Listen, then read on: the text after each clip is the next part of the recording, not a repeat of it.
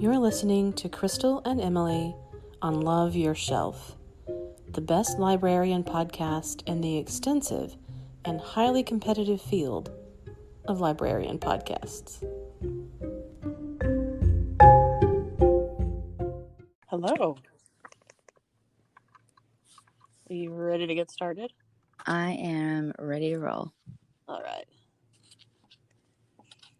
Well, wait, what episode is it? Episode 16. 16. Yeah. So we have been doing this for months now. It's wild. Yeah. And we're practically professionals. Isn't that what that means? I think it's 10,000 hours. Oh, got it. I got confused.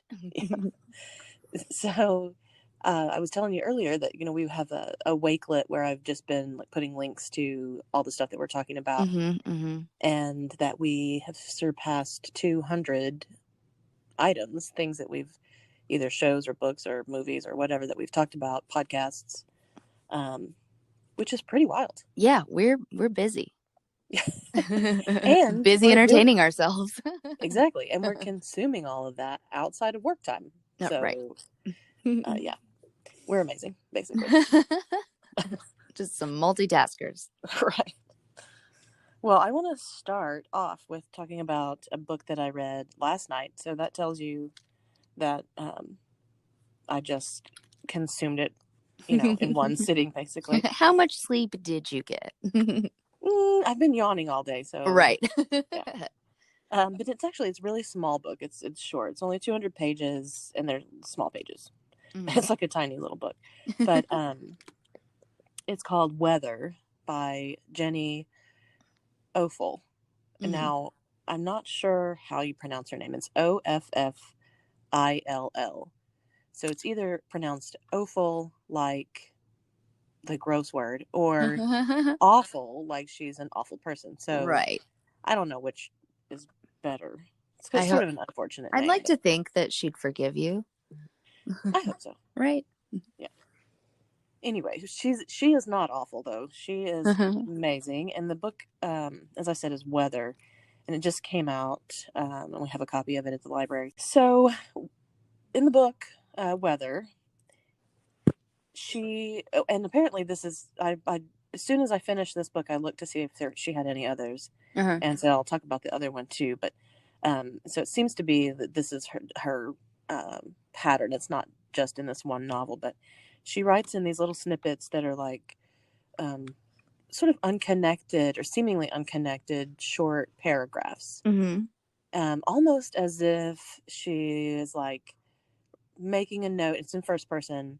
So it's like the person is sort of marking their thoughts throughout the day, sort of.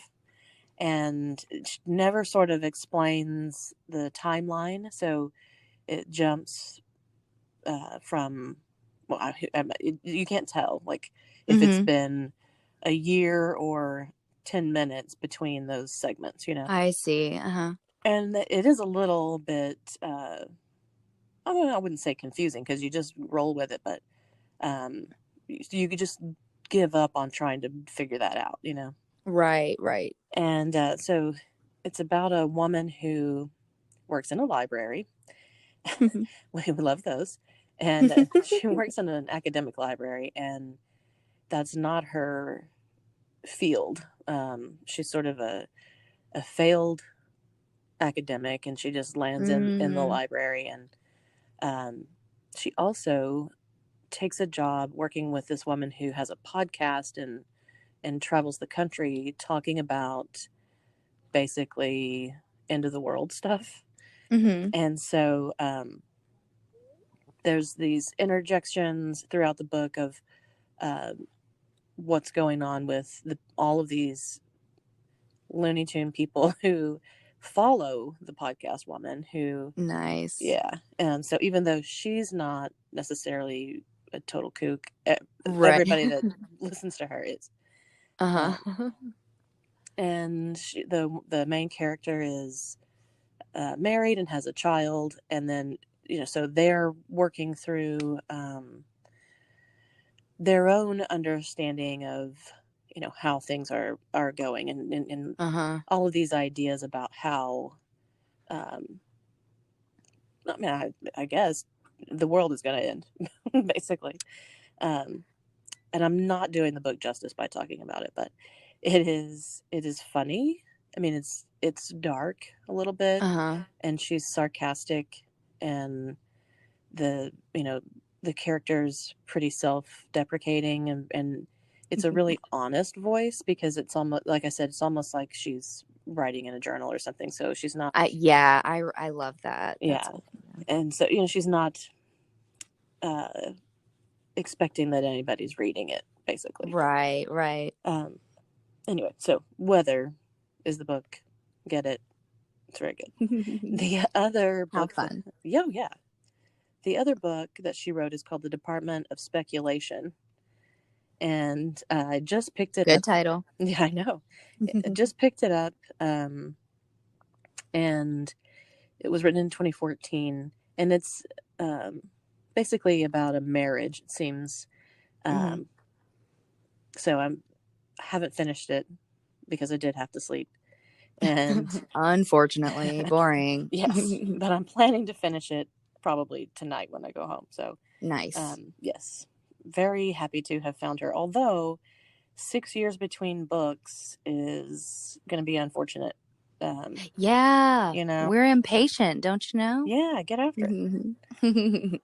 Then another book that I read was another good title, The Standardization of Demoralization Procedures. Ooh, Yeah, and say that it's 5 times fast. I almost couldn't say it one time. So the author is Jennifer Hoffman, and this is also a new book that just came out. And it takes place over the course of one day, Hmm. and it's in 1989, Hmm. and it's the main character is a operative in East Berlin, and he's an old man at this point. Hmm. And it's sort of like it takes off as it's going to be like a Cold War spy novel, Uh-huh. um, but it turns into like a black comedy kind of thing. Okay. And so it's him over just this one day, but he has memories, and he's um, looking for a missing girl, and there's all kinds of stuff going on. But the title refers to a manual that he wrote back in the 60s about how to demoralize those who are running against the party line. Which, Oh, I mean, that's just it's perfect. Like it that, is. like um, Hmm. demoralizing someone is such a. Anyway, he becomes famous, or he becomes very successful because of this, and so you can kind of get a sense of the type of humor that's Oh, running through it. yeah, cool. And then the last book um, that I read was T minus AI, and it has a long subtitle, Humanity's Countdown to Artificial Intelligence and the New Pursuit of Global Power. Um, Say that 5 times fast. is by Michael Kanan, and he is in the Air Force, and he's the chairperson for artificial intelligence. So this is not a novel. This is nonfiction, and it is pretty scary. I remember in college, so this was in the 90s. Uh-huh. We had a class. I had a class on artificial intelligence, Uh-huh. and it was, I mean, it was very silly. it was all, it was I all, would love to, yeah, witness that class in the 90s. yes, yeah. That sounds fun, entertaining. It was hilarious, and it was essentially science fiction. It was Right, all right. speculation. There's that word again. Yeah. And but now it's so widely. Well, basically, what he says is that the countdown to artificial intelligence is over. Like it's already here. It's Yeah. happening, Yeah. and it talks about how We're just waiting for it to grow. exactly, and don't know exactly how that's going to work. Right. But I mean, it's a little bit dry. Hmm. It's not like a page turner, but Hmm. uh, he does present it in a way, that's not science fiction or speculative. It's um, sort of a clear-headed, here's what's happening and here's how we are dealing with it. Here's how other countries are dealing with it. And Mm-hmm. it talks about how China and Russia are using AI for disinformation and authoritarian rule, obviously. So, All right. yeah, so we don't want to be like that. No, no. So, anyway, I recommend it. It's if you know something about it, he still is like one of the foremost experts. And then if you don't know anything about it, then it's really useful information. So, Cool. yeah. So that was my weekly reading. How about you? Well, I finally started a little old book called Circe by Madeline Miller, if anyone has ever heard of it. If anyone does not know, that is our NEA big read book for this year. Come pick one up in the library lobby. So yeah, I mean, everyone has been raving about it. And I'm a few chapters in, and so far so good. And on that note, you and I, as you know, have been sort of researching some kids' books that touch on Greek mythology, just so we can, so the kids can kind of be involved in our NEA activities in October. And we got them in recently, these books, and I'm really excited. They're really cute and funny. We have some board books. Those are called mini myths, and they're so cute. In the beginning, they have, well, first of all, they have titles like Be Patient Pandora, Be Careful Icarus. My favorite is Brush Your Hair Medusa, and Don't Get Lost Odysseus. Those are just some that I really like. But they're so cute. I mean, these are definitely more preschool age, and they're more about like these little characters experience. It's like they're actual children Yeah. with parents, and dealing with child problems. But then at the back there's a little page that touches on what this actual myth was. And I think they're so adorable. And then another series that we just got is called Mythomania. Oh, I didn't mention, I'm sorry. The board books are by Joan Holub and Leslie Patricelli. Hope I said that right. And now we have Mythomania. This is a chapter book series by Kate McMullen.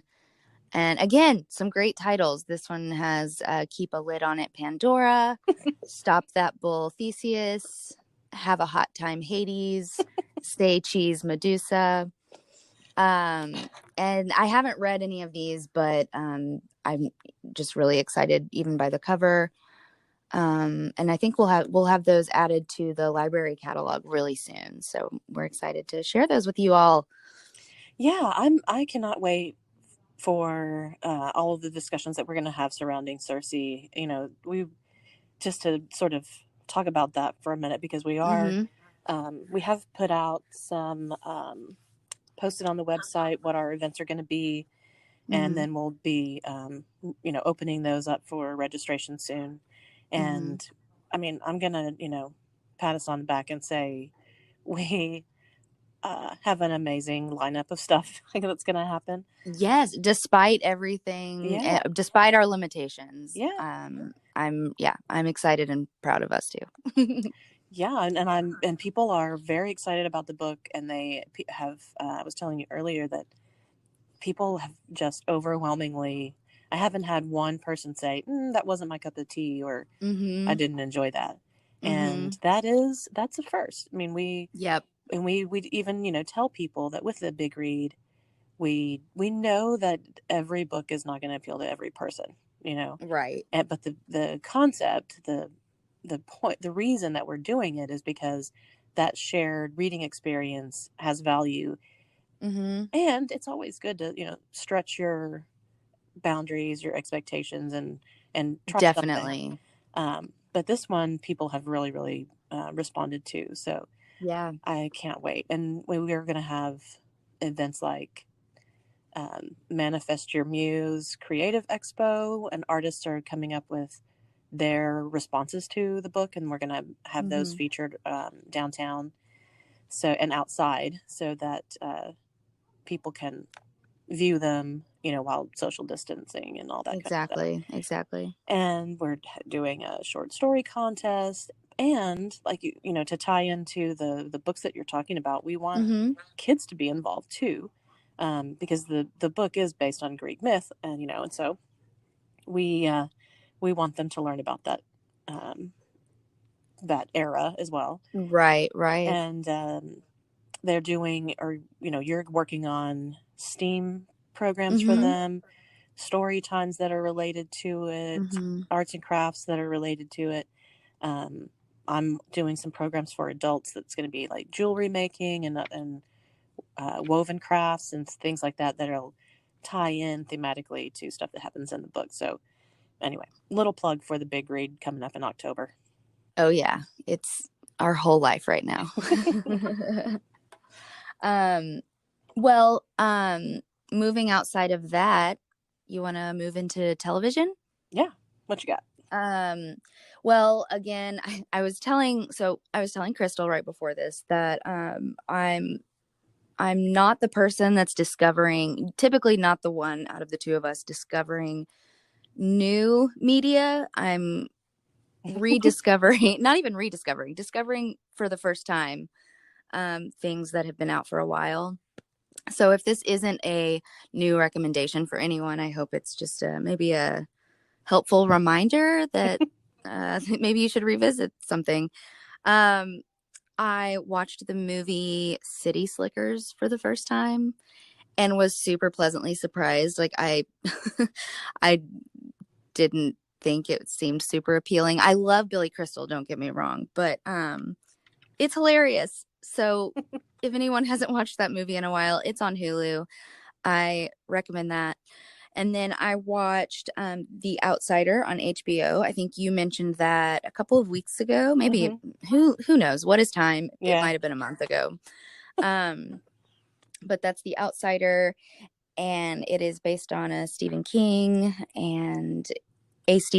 book. I didn't finish that sentence, but it was really good. It was the right amount of creepy.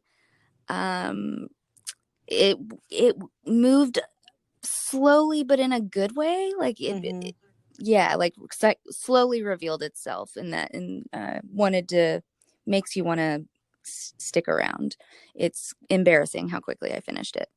Well, you don't really see that happening much, where people just right, where filmmakers or showrunners or whatever just really take their time and build to a crescendo. They usually are just tossing the monsters at you or whatever. Right. And it's like lots of big monsters at once. And I feel like this was like, and first of all, the overall sort of questionable, creepy thing that's happening is so bizarre. Like I've just never encountered anything like that in a story.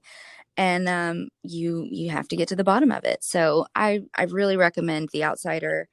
It's dark, but I think it was really well done. Yeah, and what part of the main creep factor is that it's about your identity. Right.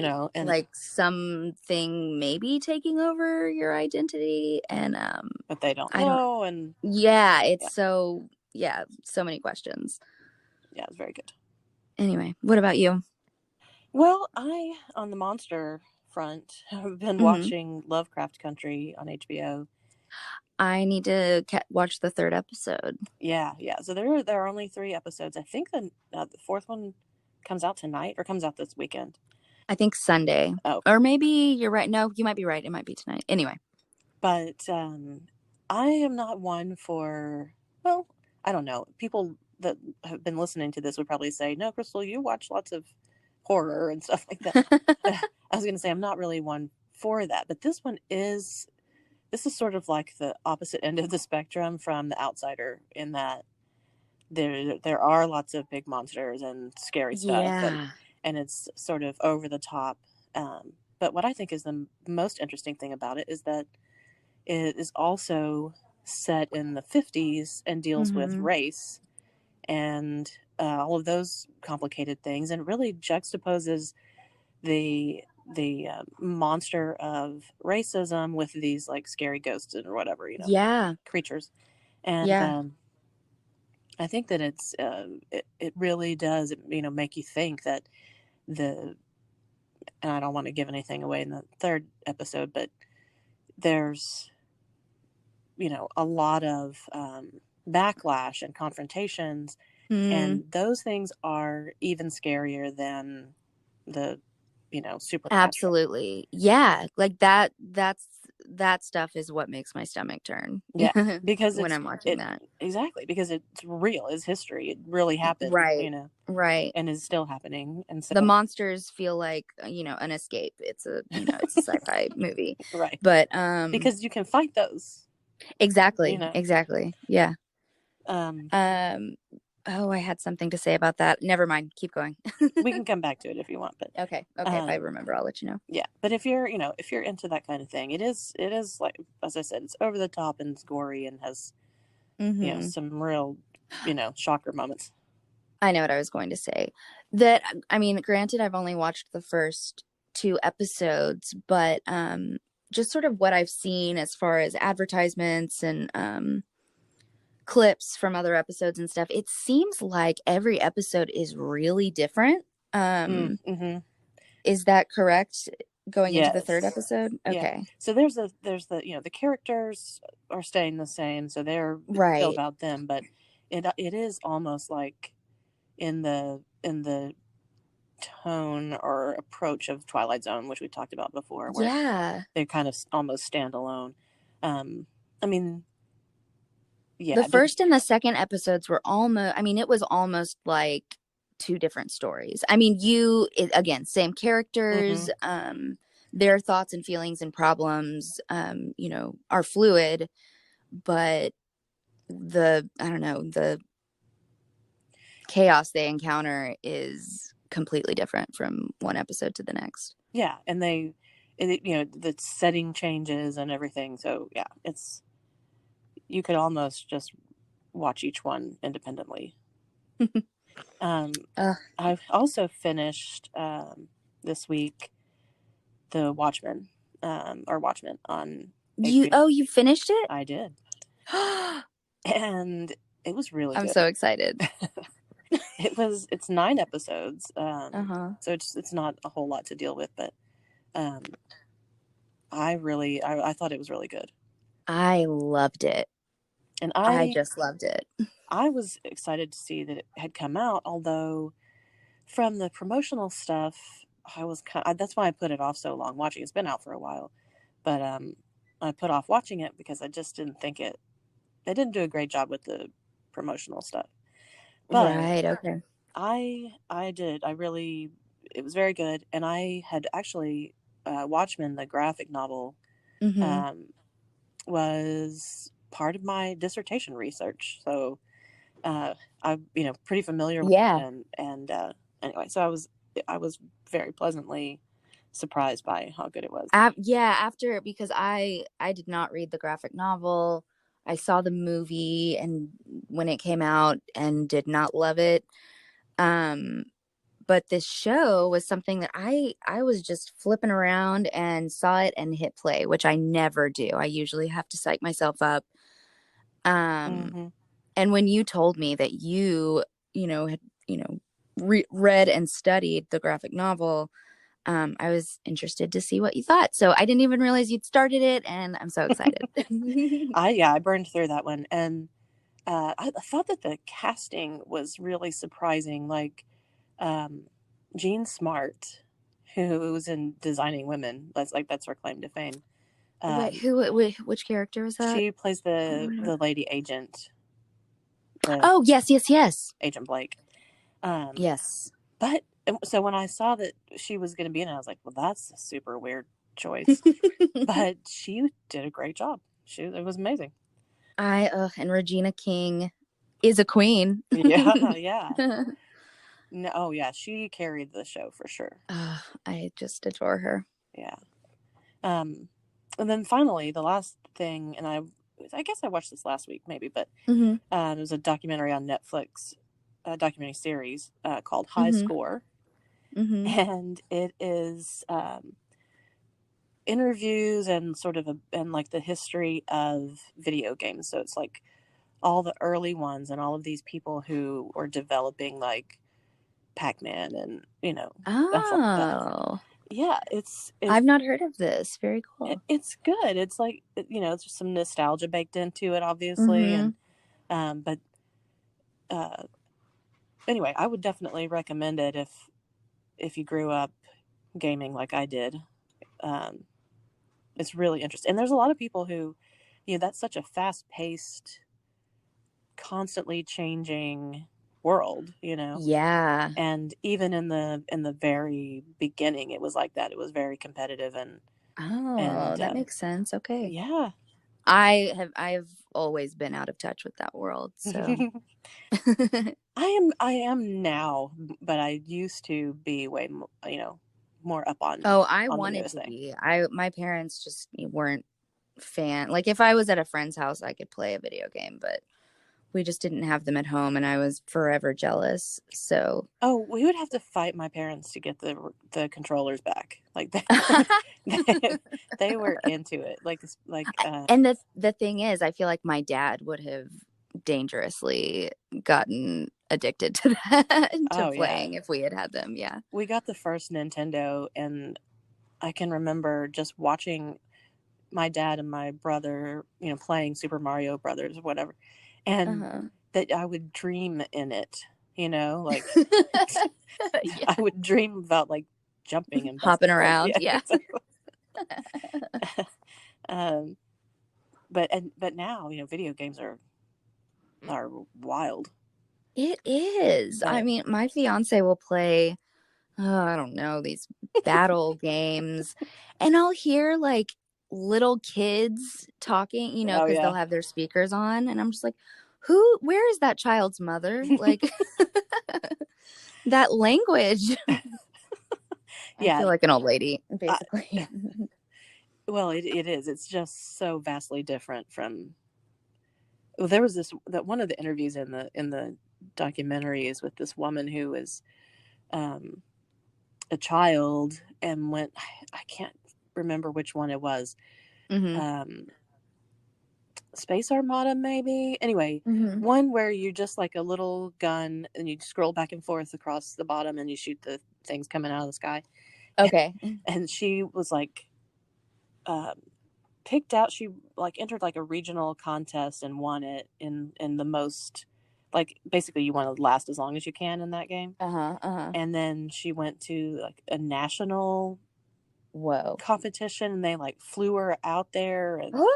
I mean, this was like a big deal, and that still is like such a big Yes. business. Even I mean, obviously, way more so now because everybody's a YouTuber and they're all Right. putting out all of their game videos, which I didn't. I'm not fully. I don't fully understand those because I'm happy to watch to be, Sure. just a bystander and watch like a really cool game because I'm Hmm. not great at working the controls.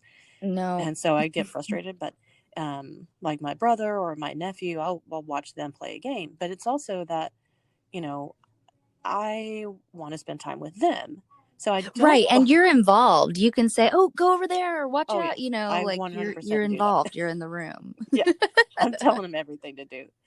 Um, And they're not doing it. well, my brother was really good about it. My nephew, he likes to do his own thing, but Yeah, I yeah. understand. But I don't fully get just watching somebody else play a video game on YouTube. Yeah, But without the apparently, interaction. yeah, apparently it is fascinating though because millions of Oh people yeah. are doing that. Oh yeah.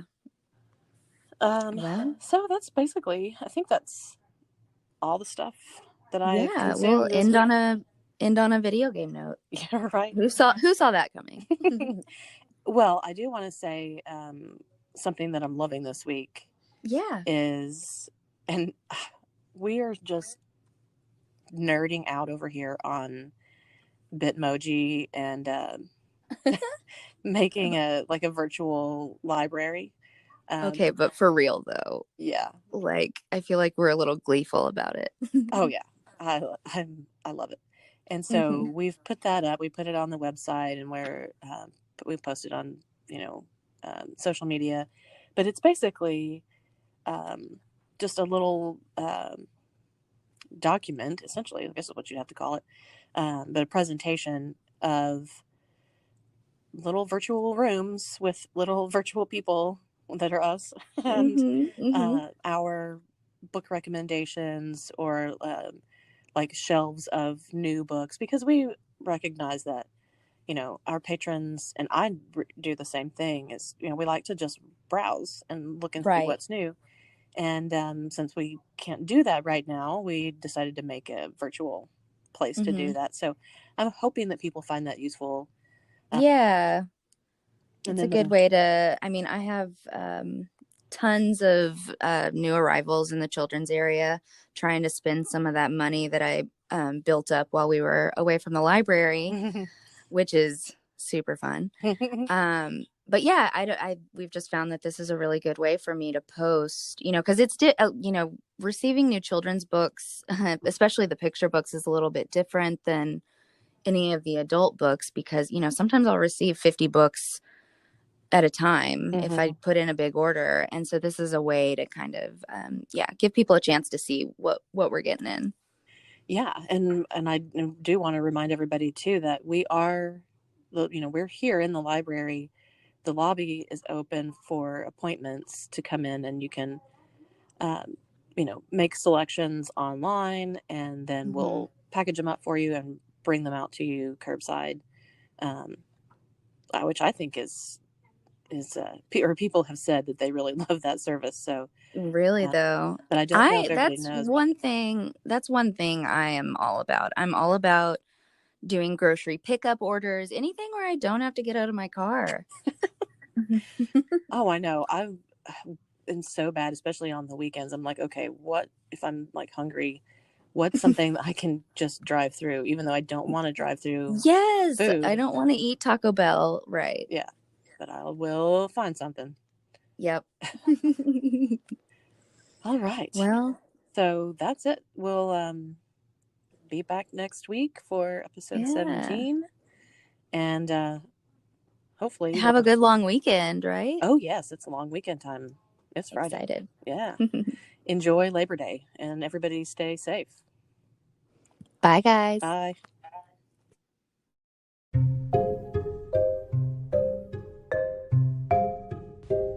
Afraid you missed one of our scintillating selections? Check out wakelet.com, and you'll find a collection of all of the titles that we have mentioned on our podcast.